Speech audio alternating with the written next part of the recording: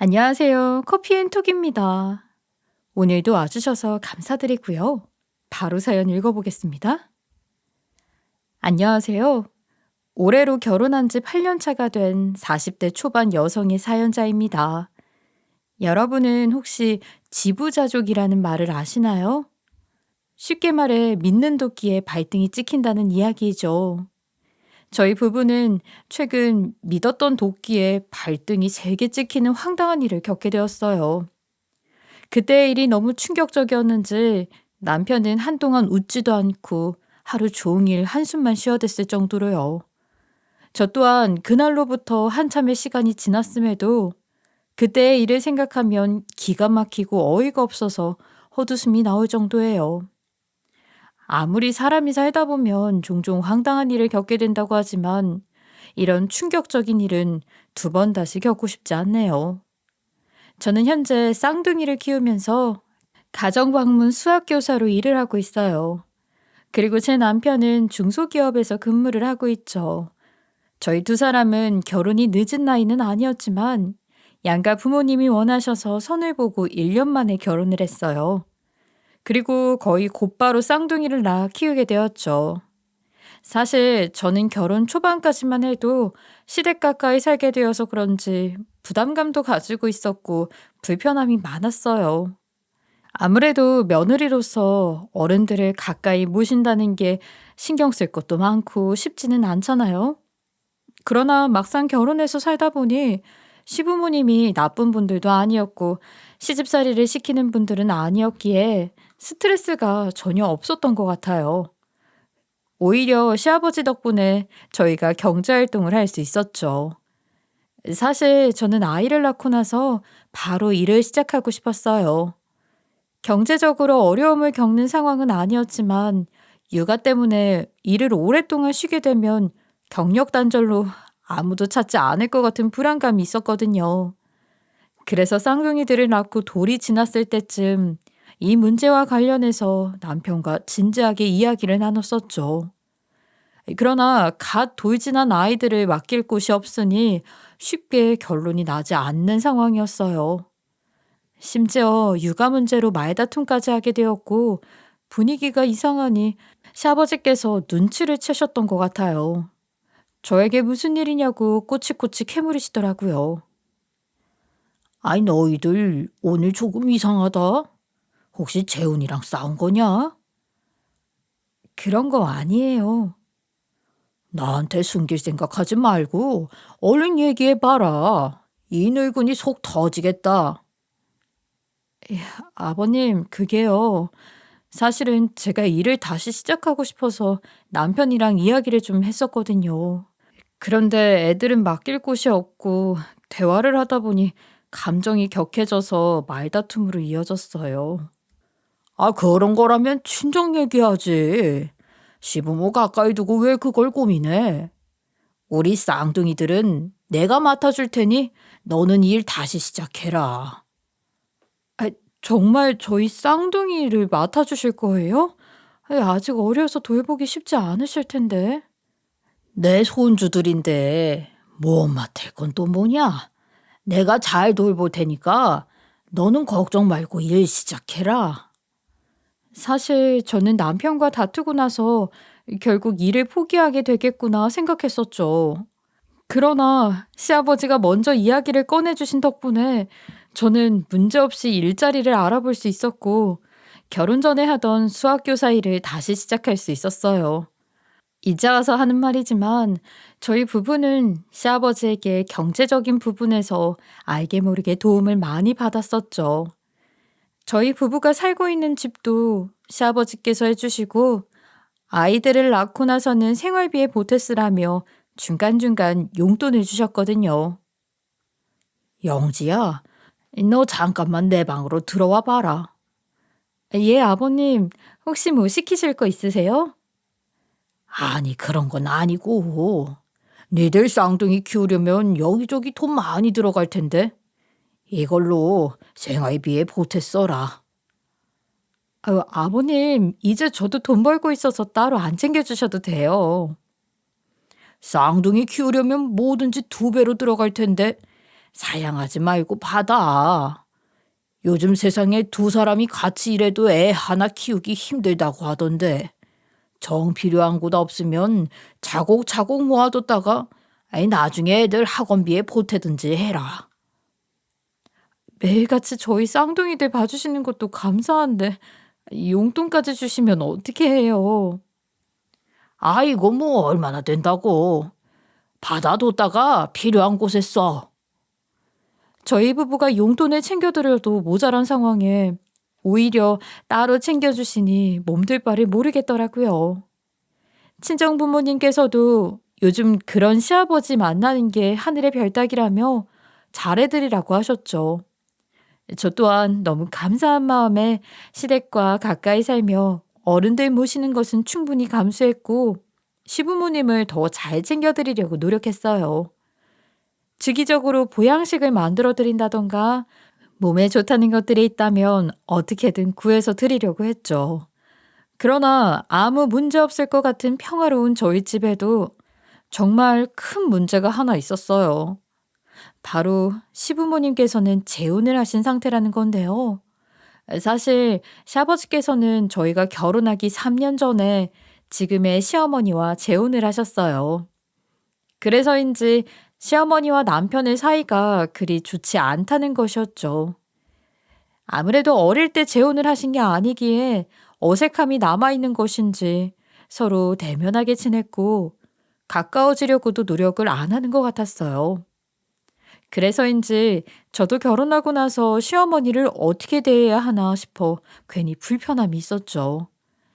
아무래도 저희 식구들은 가까이 살고 있고 시아버지가 가족끼리 모이는 것을 좋아하셔서 시댁에 자주 왔다 갔다 했거든요. 그런데 두 사람이 한 공간에 있으면 어색하고 불편한 분위기가 이어지니까 괜히 옆에 있는 사람까지 민망한 상황이 만들어지더라고요.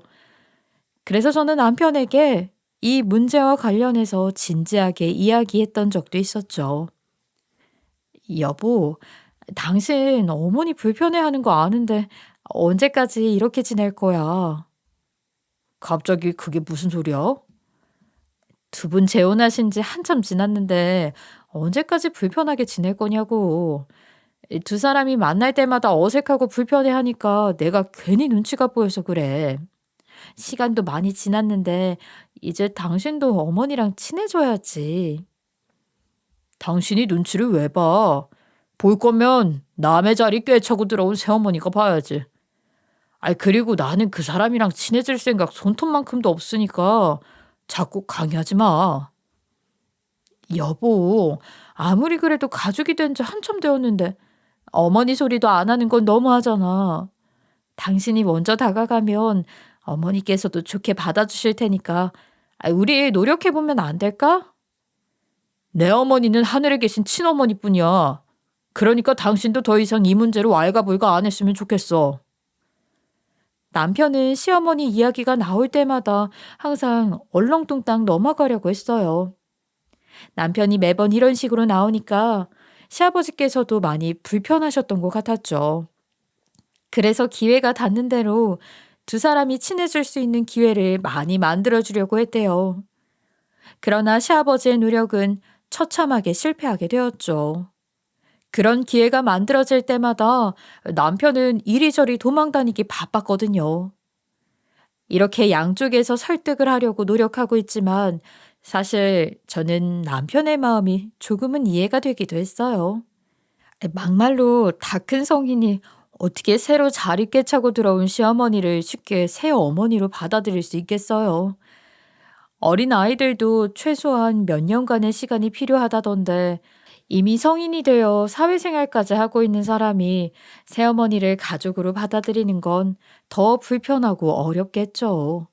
게다가 남편은 시어머니에 대한 큰 오해를 하고 있어요. 여보, 대체 왜 어머니를 싫어하는 건데? 평소 말씀하시는 거나 하는 행동들을 보면 못된 분은 아니잖아. 몰라. 그냥 정이 안 가. 티는 안 내시지만 어머니께서도 은근 당신 많이 챙기려고 하셔. 나한테 당신 좋아하는 거라고 애플망고도 따로 챙겨주시는 걸 보면 다가오려고 많이 노력하시는 것 같던데. 당신도 마음을 조금만 열면 좋은 관계가 될 수 있지 않을까? 그게 다 나한테 잘 보이려고 알랑방구 끼는 거야. 설마 진심으로 하는 짓이겠어? 돈 때문에 결혼한 사람이 가족들 눈밖에 나는 짓을 할 리가 없잖아. 어? 그게 무슨 소리야? 어머니가 돈 때문에 결혼을 했다니? 우리 집이 경제적으로 풍족하니까 분명히 그거 보고 결혼했을 거야. 그게 아니라면 굳이 칠순을 넘긴 10살 차이 나는 사람이랑 결혼을 할 리가 없잖아. 그리고 내가 반대를 하는데도 굳굳이 밀고 들어온 것 보면 분명히 꿍꿍이가 따로 있다고. 사실 저희 시아버지께서는 사업을 하고 계세요. 나름 사업이 잘 되는 편이라서 그런지 경제적으로도 여유가 있는 편이고요. 그래서인지 남편은 시어머니가 돈 때문에 시어머니 자리를 꿰찼다고 생각하는 것 같았죠. 심지어 두 분의 나이 차이가 10살이나 나니까 그런 오해를 받을 수밖에 없었어요. 그래서 남편은 끝까지 결혼 반대를 했었었는데 시아버지께서는 그걸 무시하고 뜻대로 하셨대요.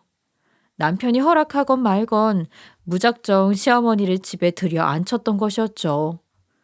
그러니 남편의 입장에서는 더욱더 기분이 안 좋았고 반감이 느껴질 수밖에 없었던 거죠. 결국 울며 겨자 먹기로 시어머니를 받아들이기는 했지만 남편은 마음을 열 생각조차 하지 않았고 그걸 알고 있던 시어머니도 굳이 건들거나 하지 않았어요. 혹시 챙겨줄 일이 생기더라도 항상 저를 통해 뒤에서 하셨죠. 그렇게 시간은 속절없이 흘렀고 어느새 저희 두 사람이 결혼한 지 6년 차가 되던 해가 찾아왔어요. 여전히 시어머니와 남편의 관계는 남보다 못한 사이였죠.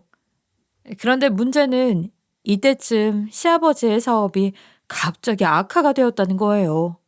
물론 빚쟁이들이 집까지 쫓아오고 이런 건 아니지만 시아버지의 얼굴이 점점 어두워지는 것을 보면서 상황이 꽤 심각하구나 짐작했죠. 이것저것 빚 독촉을 하는 우편물들도 날라오고 시아버지는 연신 한숨을 쉬셨고요. 그 모습을 보면서 남편도 걱정이 많았는지 시아버지를 찾아가 이것저것 캐묻기 시작했어요. 아버지, 혹시 회사 사정 많이 안 좋은 거예요? 아무래도 단순 폐업이 아니라 파산까지 고민을 해봐야 할 것 같다. 예? 파산까지요? 평생을 운영해 오신 회사인데 어떻게든 살릴 방법은 없어요? 제가 도울 수 있는 일이라면 도울게요. 나도 할 수만 있다면 살리고 싶지. 그런데 아무래도 상황상 마지막을 바라보고 있는 것 같다. 그래서 조만간 이 집도 팔고 이사도 생각해봐야 할 것 같다. 저희 부부는 시아버지의 말씀을 듣고 집으로 돌아오면서 고민이 참 많았어요. 사실 회사가 휘청이는 것은 몇 개월 전부터 있었던 일이었죠.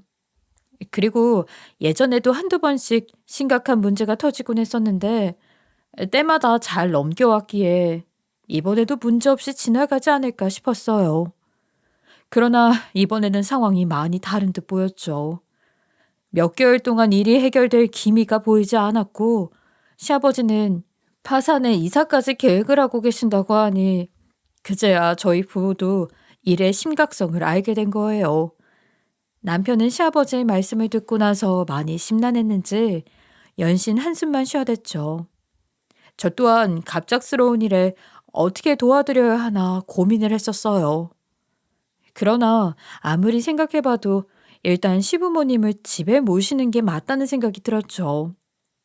분명 이사를 가게 되면 아파트가 아니라 반지 하나 좁은 원룸으로 가야 될 텐데 나이 드신 분들을 그런 곳에서 지내게 할 수는 없잖아요. 그래서 저는 고민 끝에 남편에게 조심스레 이야기를 꺼냈죠. 여보, 우리 어머님 아버님 여기에서 모시고 사는 건 어때? 쌍둥이들까지 있어서 6식구가 지내기에는 좀 좁을 수도 있겠지만 그래도 옹기종기 모여서 잘 살 수 있을 것 같은데 옷방도 정리하면 방 하나 비워드릴 수도 있을 것 같기도 하고. 갑자기 그게 무슨 소리야? 두 분을 여기에서 모시고 살자고? 파산까지 하고 이사하게 되면 보나마나 반지하나 좁은 원룸으로 가셔야 할 텐데 나이 드신 분들을 어떻게 그런 곳에서 지내라고 그래. 차라리 우리가 고생스럽더라도 여기에서 모시는 게 낫지 않겠어? 그래도 여기서 모시게 되면 당신 많이 힘들 텐데 괜찮겠어? 5분 거리에 사는 거랑 같이 사는 거랑은 차원이 다를 텐데. 우리도 돈 많이 받으면서 살았잖아. 그리고 따지고 보면 이 집 아버님 소유나 마찬가지 아니야? 이런 일이 있으면 당연히 여기서 모셔야지. 남편은 저의 말에 눈물까지 흘리면서 그렇게 이야기해줘서 너무 고맙다고 했어요.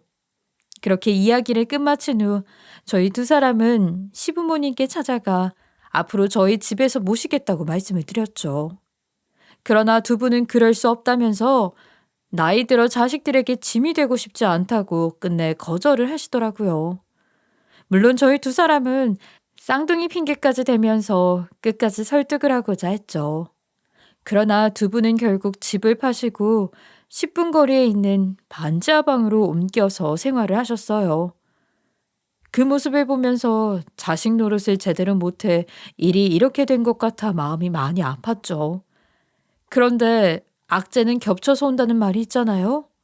그 말이 정말 맞는 것인지 집을 옮겨간 지 얼마 되지 않아서 시아버지의 건강도 악화가 되었죠. 그래서 일주일에 두세 번씩 병원을 왔다 갔다 하셨어요. 당연히 좋지 않은 일이 연속으로 생기니까 집안 분위기는 어두컴컴했고 이렇게 힘들 수가 있나 할 정도로 당장이라도 무너질 것 같이 아슬아슬했죠. 당연히 저는 며느리로서 두 분이 살고 계시는 집에 왔다 갔다 하며 잘 챙겨드리려고 했어요. 악재가 겹친 상황에서 제가 할 수 있는 일이라고는 자주 들여다보며 마음을 달래드리는 일밖에 없었거든요. 남편도 시아버지가 걱정이 되었는지 일찍 퇴근하는 날에는 항상 시댁에 가서 함께 식사를 하려고 했죠. 그러나 저희 두 사람이 이렇게 노력하는데도 시아버지는 많이 힘들었던 것 같아요. 두 분이 이사를 가셔서 생활하신 지 약 한 달 정도가 지났을 때 시어머니에게서 다급한 연락 한 통이 오더라고요. 원래 같으면 제가 일을 할 시간에는 방해가 될까 봐 전화를 절대 안 하시는데 그날따라 휴대폰이 미친 듯이 울렸죠. 그래서 저는 불안감에 전화를 받기도 전부터 잔뜩 긴장을 했던 것 같아요. 영지야, 너 지금 당장 여기로 좀 와야겠다. 네 시아버지가 갑자기 돌아가셨어. 예? 그게 무슨 말씀이세요? 아버님이 돌아가시다니요. 어제까지 멀쩡하게 저희랑 식사하시던 분이 왜 돌아가세요? 일단 네 남편 데리고 와. 전화로 할 얘기는 아닌 것 같아.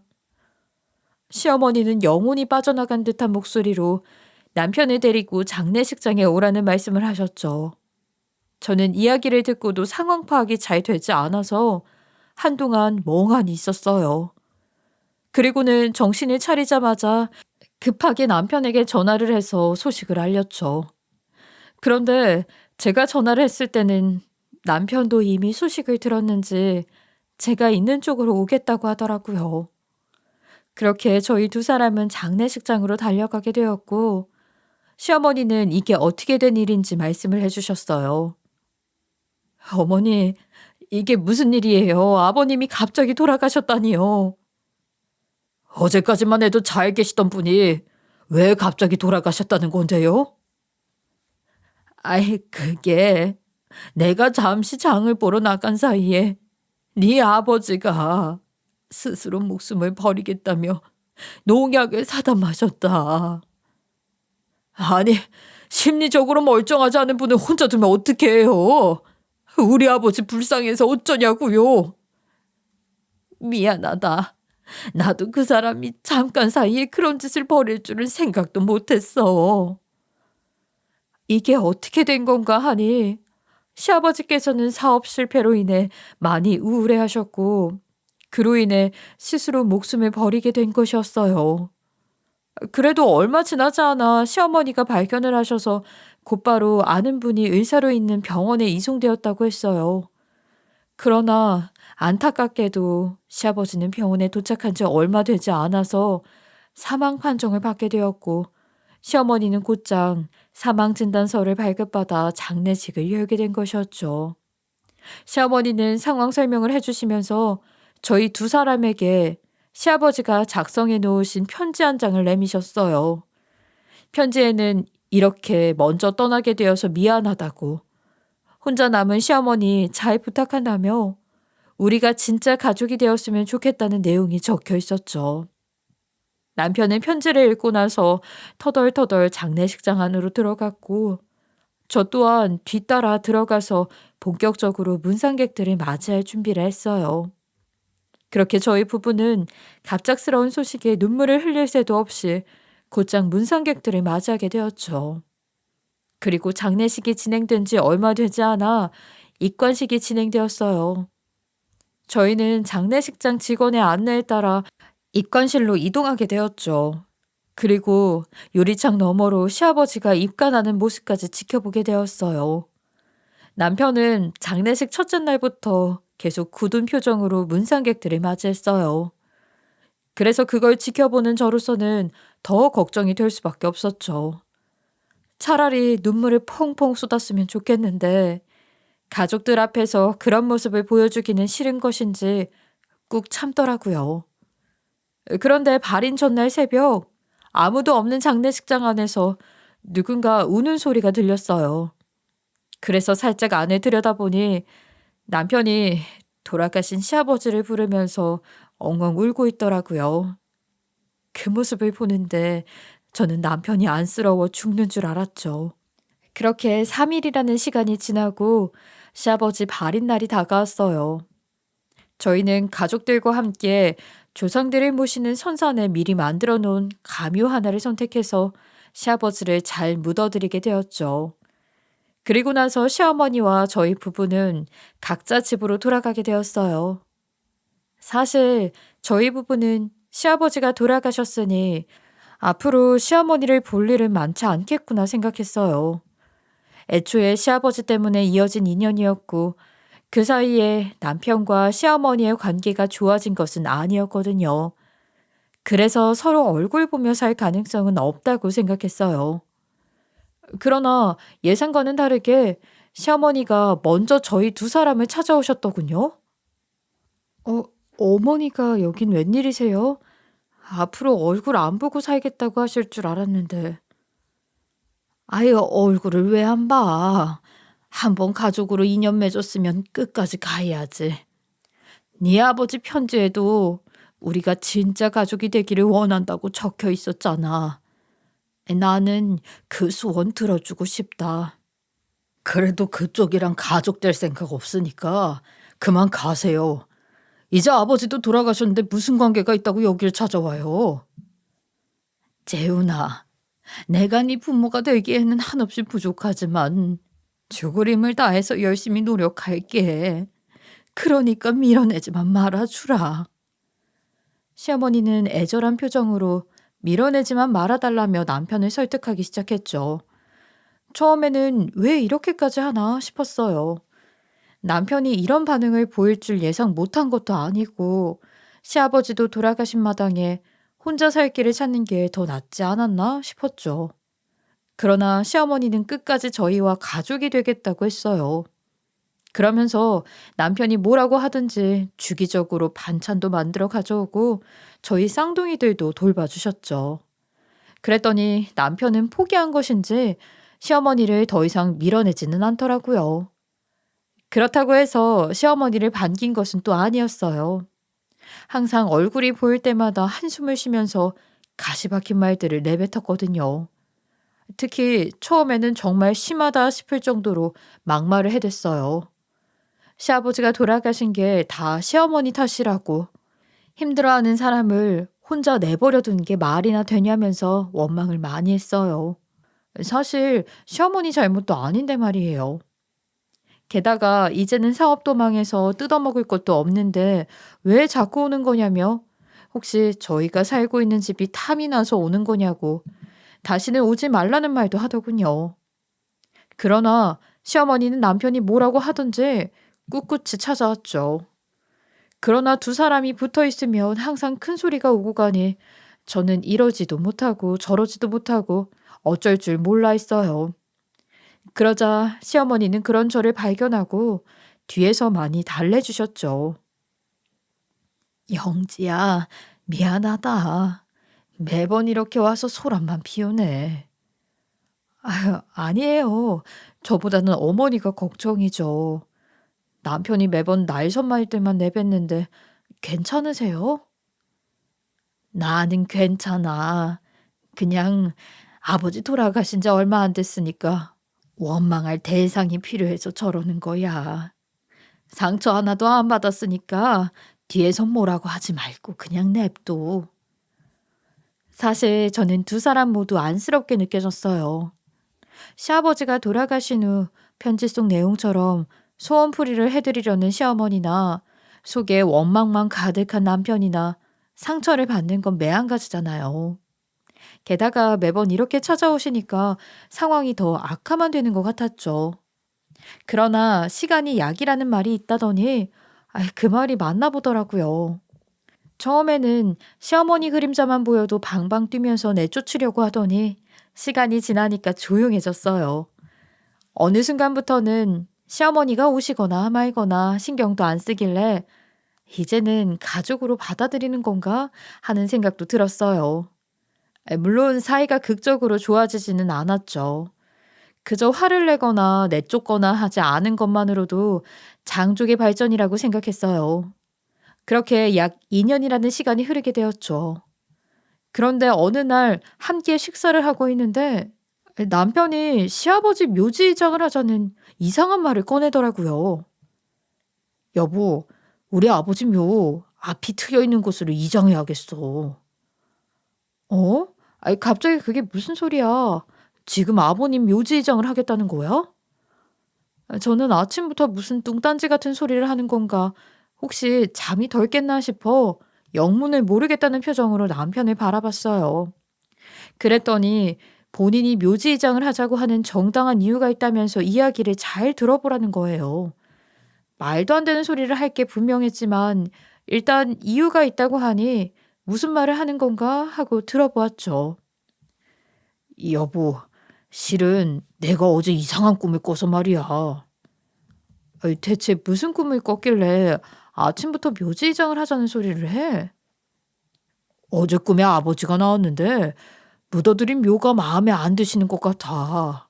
앞이 꽉 막혀 있는 것 같다고 답답하다면서 트인 곳에 옮겨달라고 하시더라고.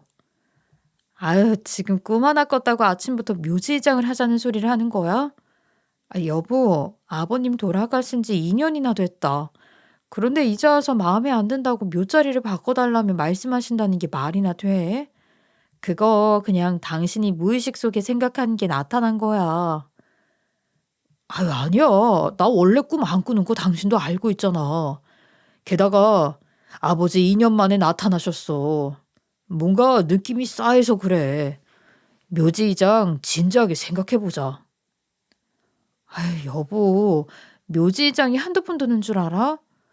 그리고 우리가 모신 곳이 선산이야. 친척들이랑 같이 쓰는 곳인데 이제 와서 다른 가묘로 옮기겠다는 게 말이 돼? 아니, 우리 아버님 더 좋은 곳에 모셨잖아. 너무 걱정 안 해도 돼. 저는 남편의 말을 크게 신경 쓰지 않았어요. 꿈은 본인이 만들어내는 거라고 생각했기 때문이었죠. 그러나 남편은 그날 이후로 틈만 나면 신경이 쓰인다고 시아버지 묘소를 앞이 트여 있는 가묘로 이장을 하자고 하는 거예요.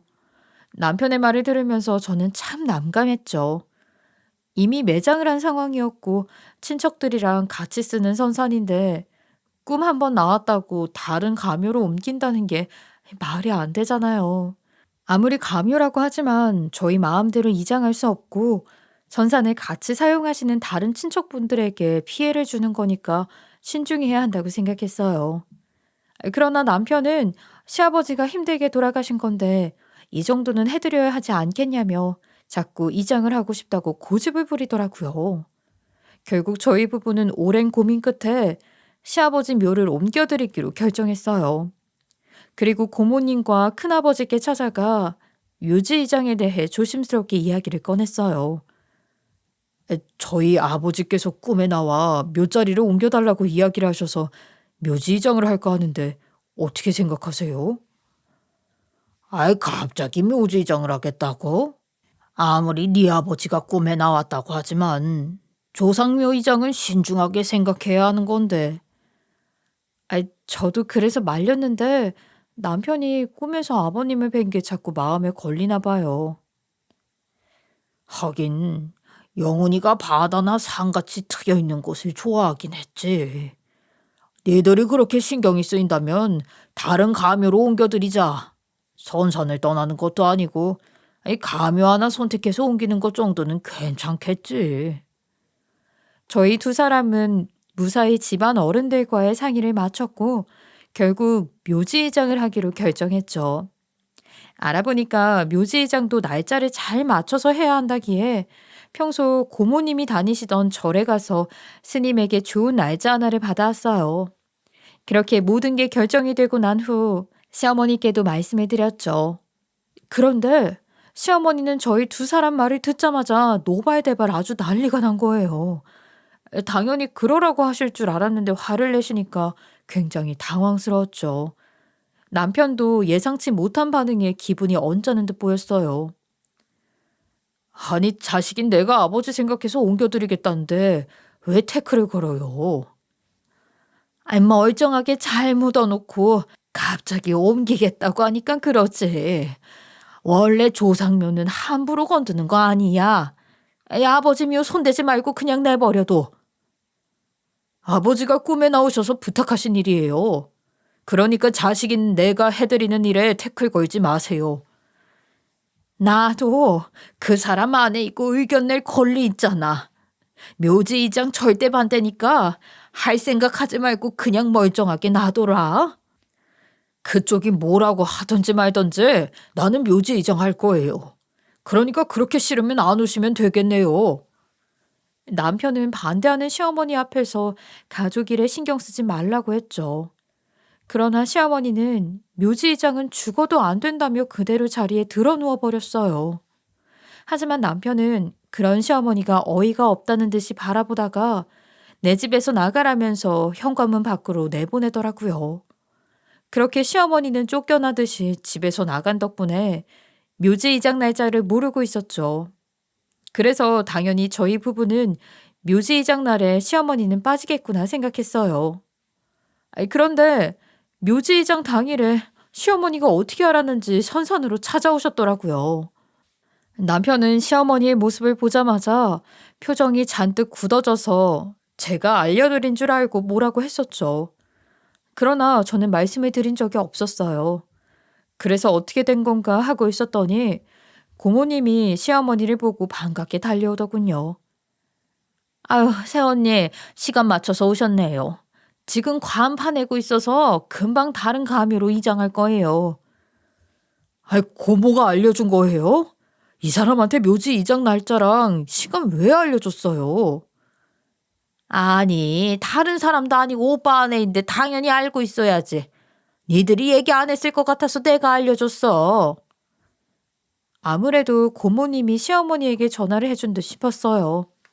그 소리를 듣고 시어머니는 헐레벌떡 선산으로 쫓아왔던 것이었고요. 남편은 고모님에게 왜 쓸데없는 짓을 했냐며 한 소리 했죠.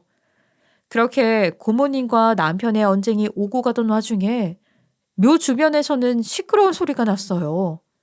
무슨 소리인가 하고 뒤를 돌아봤더니 시어머니가 언제 갔는지 묘 앞을 막아서며 이장은 절대 안 된다면서 이장하는 사람들이 들고 있는 삽을 빼앗으려고 하더라고요.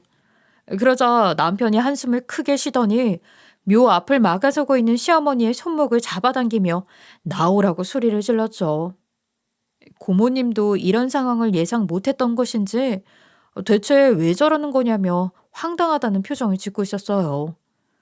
큰아버지도 어이가 없다는 듯이 무슨 짓이냐고 소리를 지르고 계셨죠. 조용히 진행되고 있던 묘지이장은 시어머니의 등장과 동시에 아수라장이 되었어요. 시어머니는 어떻게 해서든 묘지이장을 막으려고 했고 삽을 들고 있는 사람들도 어찌해야 할 바를 모르고 있었죠. 아, 새언니 대체 왜 그래요? 저희 오빠 좋은 자리로 옮겨드리려고 하는 거니까 그만해요. 아가씨, 누가 조상묘를 함부로 옮겨요? 애들이 철없는 이야기를 하더라도 어른으로서 말렸어야죠. 나는 묘지이장 절대 반대니까 이 사람들 그냥 가라고 하세요. 조상묘 함부로 옮기지 말라는 말이 있다는 거 나도 압니다. 하지만 그렇다고 해서 이미 다 결정된 일에 재수 씨가 이런 짓을 하면 어떻게 해요? 당장 그만해요. 저는 이게 대체 무슨 일인가 싶었어요. 그리고 시어머니의 행동이 뭔가 이상하다고 느껴졌죠. 정말로 조상묘로 옮겨서 화가 나 하는 행동이 아니라 뭔가 불안함이 느껴진다고 해야 할까요? 쉽게 말해 궁지에 몰린 사람이 이러지도 못하고 저러지도 못하는 듯한 느낌이었어요. 멀리 다른 곳으로 이장을 하는 것도 아니고 요 앞 같은 선선에 앞이 트여 있는 좋은 곳으로 옮기겠다는데 저렇게 오버를 할 일인가 싶었죠. 남편도 시어머니의 행동이 너무 과하니까 뭔가 수상하다 느껴졌던 것 같아요. 그래서인지 큰아버지 고모님과 언쟁을 벌이고 있던 시어머니 앞으로 다가가 큰 소리를 쳤죠. 이게 대체 뭐 하는 짓이에요? 당장 우리 아버지 묘에서 비켜요. 뭐라고? 다시 한번 말하지만 여긴 내 남편 묘야. 나도 충분히 의견 낼 권리 있다고.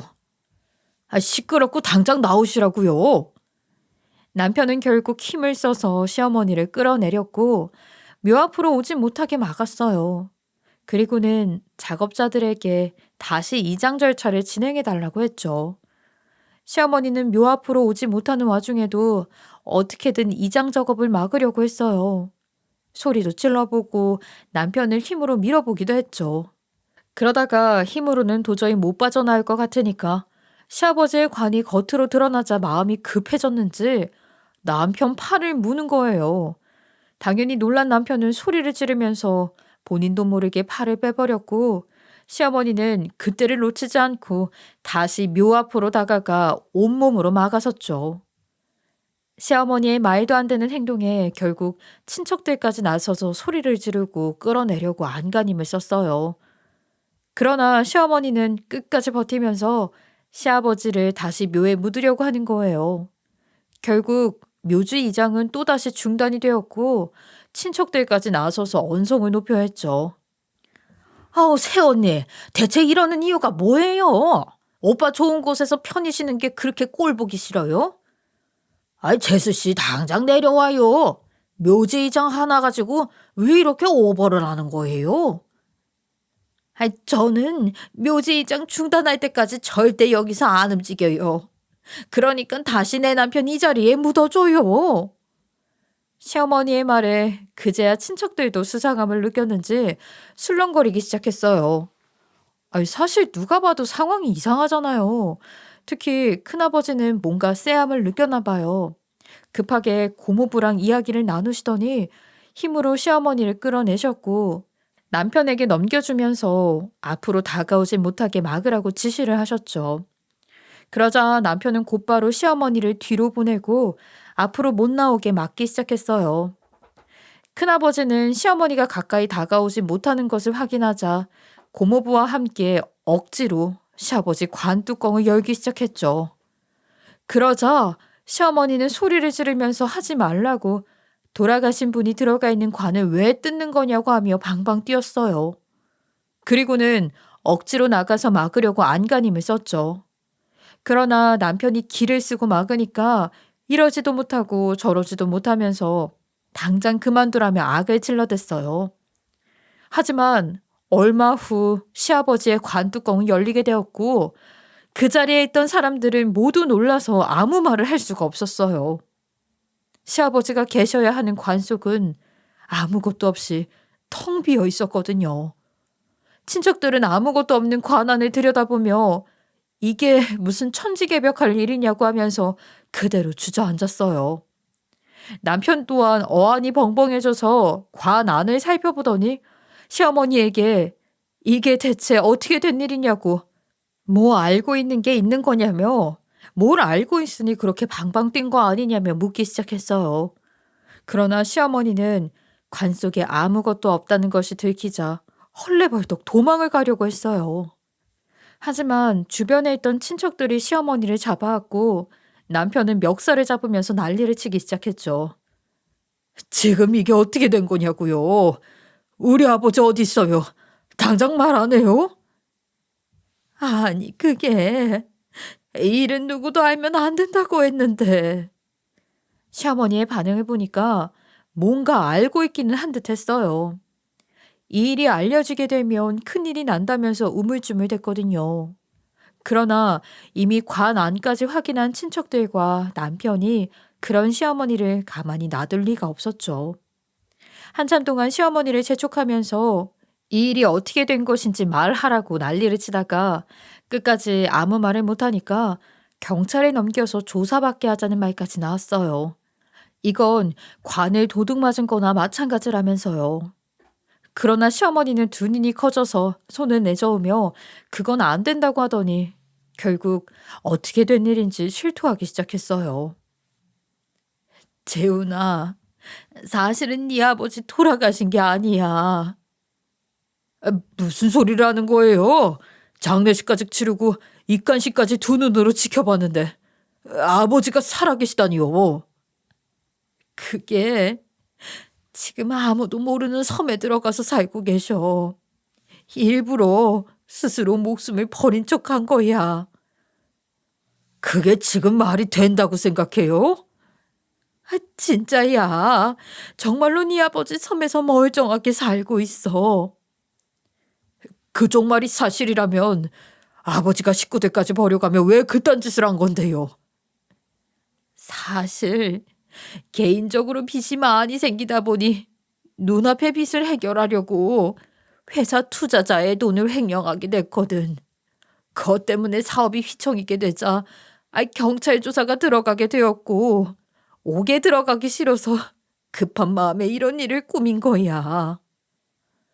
시어머니의 말을 듣고 나서 그곳에 있던 사람들은 모두 입을 다물지 못했어요. 시아버지는 스스로 농약을 먹은 후 목숨을 버리려고 했던 게 아니라 농약병에 들어있는 물에 탄 잠 오는 약을 먹었던 것이었죠.